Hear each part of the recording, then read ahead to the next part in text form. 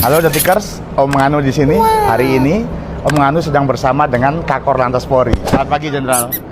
Nah, Pak Kakor Lantas ini sedang seru-serunya mengkampanyekan supaya tidak ada overload dan juga over dimensi. Sebenarnya apa sih itu, Jenderal? Fenomena overdimensi dan overload udah lama ya. Cuman kenapa tidak dilakukan penertiban? Iya. Overdimensi itu adalah kejahatan lalu lintas. Kenapa disebut kejahatan, Jenderal? Karena orang punya mensrea merubah kendaraan Oke. menjadi lebar, menjadi tinggi, sehingga dimungkinkan akan menjadi overload dan potensi penyebab kecelakaan lalu lintas. Dan juga kerusakan jalan. Itu overdimensi. Overload itu pelanggaran. Jadi di pasalnya itu hanya ditilang saja. Jadi overdimensi dan overload itu dua substansi yang berbeda. Makanya tidak boleh ini odol itu salah. Nggak salah. Selama ini yang masyarakat tahu salah. Overdimensi dan overload ini salah satu penyebab kecelakaan, termasuk juga mengganggu kelancaran lalu lintas dan juga merusak infrastruktur jalan. Kasus itu sudah lama sekali, Kang. Tapi di masa jabatan Jenderal nih yang baru langsung bergerak cepat.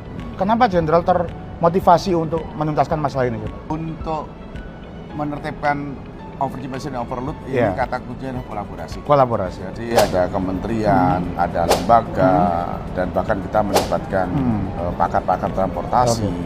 Karena kita melihat, mengevaluasi ini kalau tidak ditindak, kalau tidak ditertibkan, ini akan menjadi parah. Karena korban kecelakaan di Indonesia itu setahun saja orang meninggal 26.000. Itu karena dua perkara itu? Salah satu penyebabnya adalah overdimensi dan overload. Karena memang keselamatan itu adalah segala-galanya.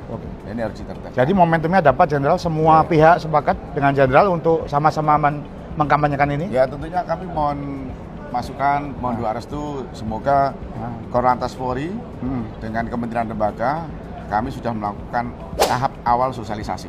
Jadi sudah kita data, dimasukkan database, baru nanti kita lakukan peringatan-peringatan, baru nanti kita tempel stiker, diingatkan kembali, tidak boleh operasional, bahkan nanti kita beri kesempatan untuk normalisasi, agar dikembalikan ke kendaraan yang normal. Baru langkah terakhir adalah penegakan hukum. Nah, kita positive thinking aja, mudah-mudahan sekarang bisa satu momentum. Tapi masyarakat kita kadang-kadang nakal, Jenderal. Apakah ke depan penegakan hukum itu betul-betul bisa dijalankan sehingga ada sanksi yang tegas, jadi tidak ada yang iseng-iseng lagi, Jenderal? Maka dari itu dukungan dari masyarakat, dukungan dari media, dukungan dari semua stakeholder. Kata kuncinya kolaborasi.